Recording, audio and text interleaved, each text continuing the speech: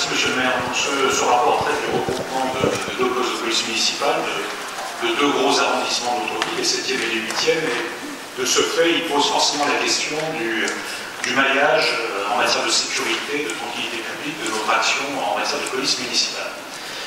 Et moi, c'est un peu une alerte que je voudrais lancer.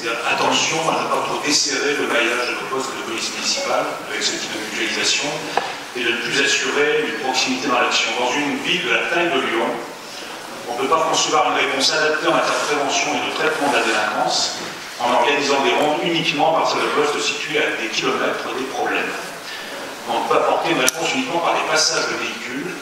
Et je voudrais porter le message de nombreux Lyonnais nous libres qui ne supportent plus, sans remettre en cause la compétence personnelle et le travail, mais qui ne supportent plus les passages de la police municipale en véhicule sans qu'il ne se passe rien après. Donc il faut comprendre qu'il faut un maillage territorial de la présence de la police municipale suffisamment fin pour pouvoir organiser une présence permanente avec sa composante pilotage pour appréhender globalement une situation dans le cadre d'une relation de confiance avec la population.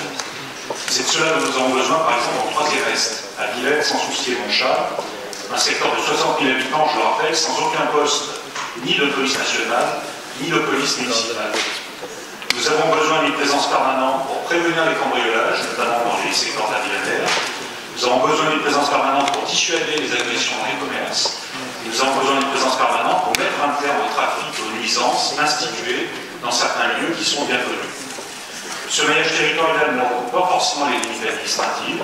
Il doit être intelligent et se fonder uniquement sur des critères de permanence et de rapidité d'intervention. Dans cette approche, on ne parle pas bien sûr de postes de police municipale où les agents sont bloqués à l'intérieur pour recevoir du public. On ne parle pas non plus de postes fermés une bonne partie du temps, à l'image de ce qui a pu exister dans le 7e arrondissement. Une telle situation est bien sûr désastreuse en termes de présence. Non, il s'agit d'avoir une ville maillée par suffisamment de points d'appui pour des actions de proximité, et c'est la raison pour laquelle nous proposons d'augmenter les effectifs de la police municipale. Alors j'ai prévu d'évoquer plus longuement cette question de la proximité, mais je voudrais prendre mon temps de parole aussi pour évoquer, puisqu'on est sur le 7e, la question de Gabriel Péry et la question qui a été posée par le 7e et la réponse qui a été faite par M. Sécheresse, qui n'est pas là, mais je voudrais revenir sur un certain nombre de points. Moi j'ai bien enregistré les propositions qui sont faites et comment vous comptez avancer sur le sujet. Il me semble qu'il y a quand même un certain nombre d'alertes que je voudrais aussi marquer ce soir.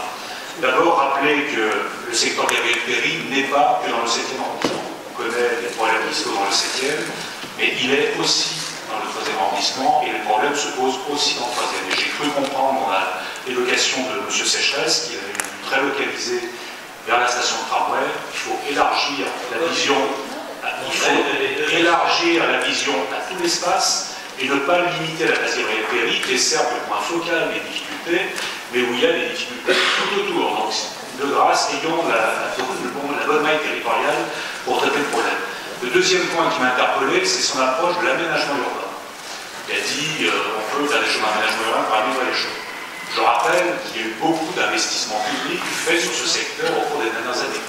Et je ne voudrais pas qu'on utilise de nouveau l'argument de on va améliorer la place, on va faire des choses belles et ça traitera le problème de la sécurité.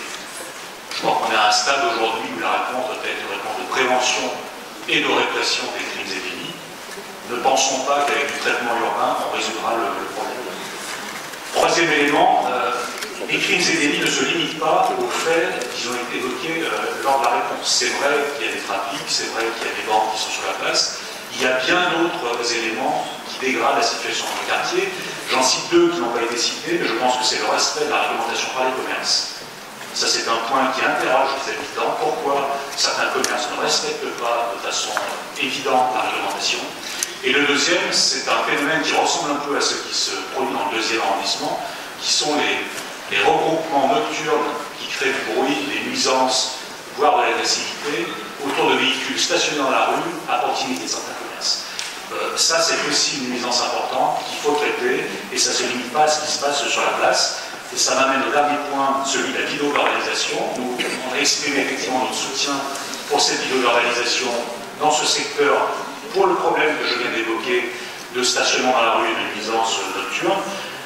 J'ai proposé un vœu tout à fait constructif dans le 3e arrondissement qui n'a pas été accepté, qui n'a pas été retenu. Je le regrette parce que je pense qu'il faut qu'on soit beaucoup plus ouvert sur ces sujets et sortir de la logique politicienne.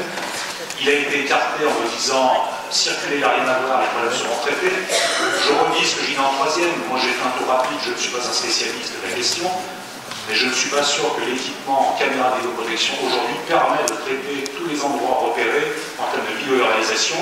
Et donc j'invite vraiment l'adjoint à la sécurité à faire ce travail d'identification pour que les réponses soient adoptées. On n'oublie pas dans 6 mois, on fait le test de vidéo-réalisation, mais il y a des endroits qui échappent à la vue des caméras.